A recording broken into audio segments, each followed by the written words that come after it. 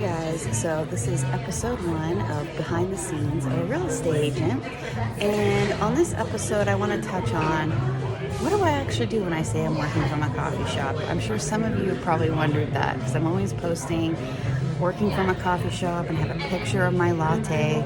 So here's a behind the scenes look of what I actually do when I go to a coffee shop each morning. So let's go take a look and see what I do every morning at a coffee shop. Today I'm working from a coffee shop called Princi. Princi is a joint venture with Starbucks, and it is different from a regular Starbucks. It is the same menu as the Starbucks Reserve Roastery, which has a completely different menu. Princi, which is from Europe, I've actually been to the Princis in Europe, has homemade pastries, baked breads, salads, soups, sandwiches, pizzas, things like that. It's a completely different menu. So if you come to Seattle, definitely check out the Starbucks Reserve Roastery up on the hill and Princi in South Lake Union. They also have a full-service bar, too, which is very nice as well. But anyway, on to the real estate stuff. So I have my computer set up. I've got my list of homes that I'm going to be posting today for Facebook ads. And let's dive in, and you can see what I do every day as a real estate agent. So one of the things that I do is when I come to a coffee shop in the morning, a lot of my business is off-market sales with investors. And now, so with my investors, they buy a lot of, with off-market, I don't find, this is the MLS, I don't find off-markets on the MLS. So one of the things that I do is I scour Facebook with all the off-market groups.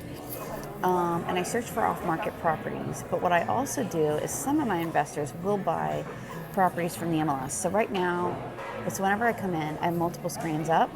I always have 2 MLSs up. I have the California MLS, and then I have the Washington MLS. So I start with the California MLS. This I already have up, but I did a search for bank-owned in Los Angeles County, and then I switched the days on market to, so from shortest days on market to longest.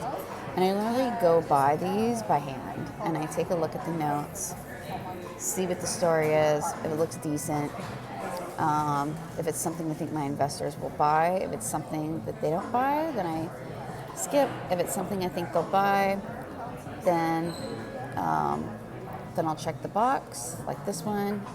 I already saw this one. This one's a good one. Then what I'll do is I'll send it over to them, a list of all the properties.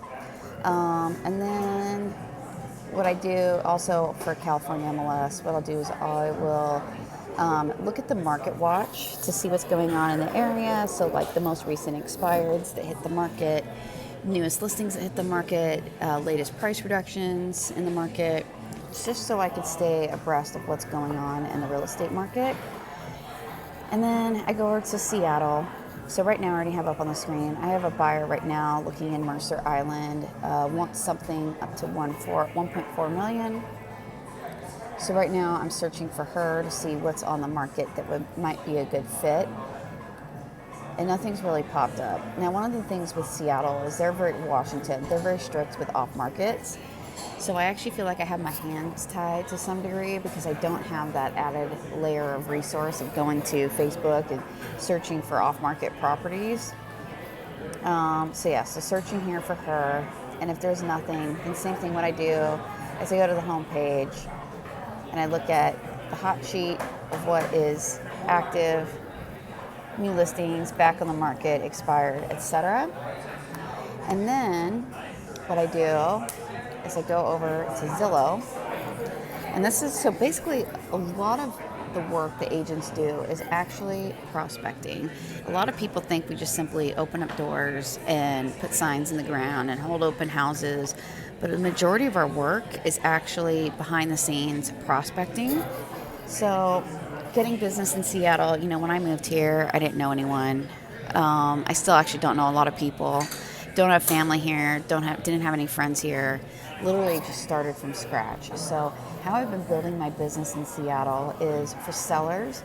I've been working with for sale by owner, and Zillow is free. You just put in the area and all the for sale by owners come up. And then every day I contact these people, and you can do that right on the Zillow platform.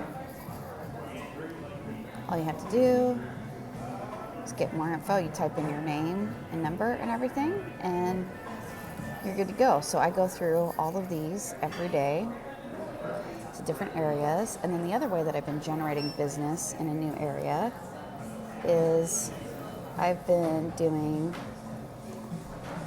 Facebook ads. So I actually closed on a home through a Facebook ad. I also closed on a home from Instagram. But as you can see, here's one of the ads that I have up. So I go through and I post these ads every single day. And the ads that I post are my firm's listings or new developments. And then you can refresh the post. You can see how many people viewed your post. So I've been having a lot of success with this, and I just keep posting them. And then as far as the groups, I'll show you guys that. So here's one of the groups. This is for off markets. So this group's called Share. This is LA and Orange County. But it's anything that's like coming soon, off market. So this gives me a head start, not only for my investors, but regular buyers as well. It's also a good marketing tool. If you have a listing coming up, you could do a big coming soon campaign and include putting your coming soon listings on the site as well. And then another group that I scour every day is Savvy. By the way, if you're a real estate agent in LA and Orange County, you should be on these. There's all kinds of stuff. And if you're a consumer and your real estate agent is not looking, and you're in Southern California and they're not looking at off-market inventory, you're missing the boat. There's so much off-market inventory. It's like a whole nother system from the MLS.